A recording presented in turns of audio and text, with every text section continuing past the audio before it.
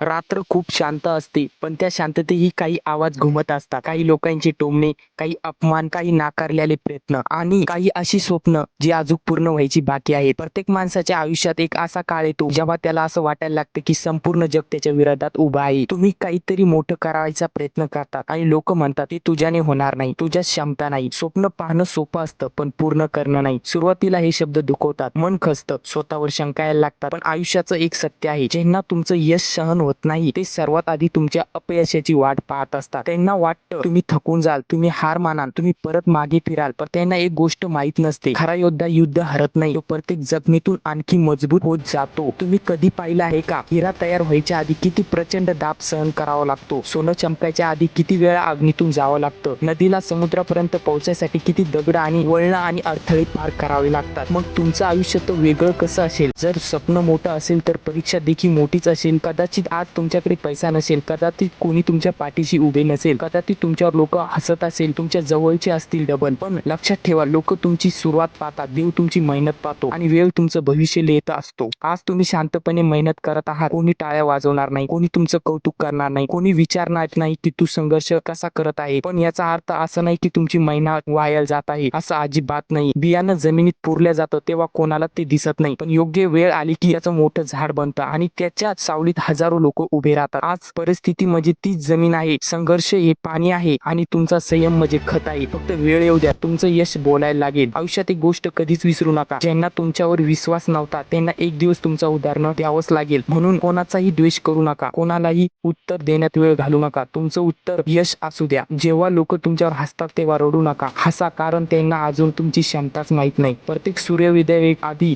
रात गडद असते आणि प्रत्येक मोठ्या विजयापूर्वी जीवन एक कठीण असते. कधी तुम्ही एकटे पडाल, मित्र दूर जातील, नातेवाईक प्रश्न विचारतील, समाज तुमच्यावर हसेल, पण स्वतःला एक प्रश्न विचारा, मी सुरुवात का केली होती? तुमच्या उत्तरात पुन्हा उभं राहायची ताकद असेल. जगात दोन प्रकारची माणसं असतात, एक जी परिस्थितीला दोष देतात आणि दुसरी जी परिस्थिती बदलून इतिहास लिहितात. निर्णय तुमचा आहे, तुम्ही कोण होणार. लक्षात ठेवा, वेळ प्रत्येकाला संधी देते, पण स्वतःवर विश्वास ठेवणारेच लोक संधीचं यशात रूपांतर करतात. आज जर तुमच्या डोळ्यात अश्रू येत असेल त्यांना तुमची कमजोरी समजू नका. हे अश्रू उद्याची विजयाची किंमत आहे. जेव्हा तो दिवस येईल, जेव्हा तुम्ही तुमचं ध्येय गाठाल, जेव्हा तुम्हाला लोक आदराने नाव घेतील, जेव्हा तुमच्यावर हसणारे लोक तुमच्या संग एक फोटो काढायसाठी उभे राहतील, तेव्हा तुम्हाला समजेल जिंकण्याची खरी मजा काय असते. कारण जिंकण्याची मजा तेव्हाच येते जेव्हा सर्वजण तुमच्या हारण्याची वाट पाहतात.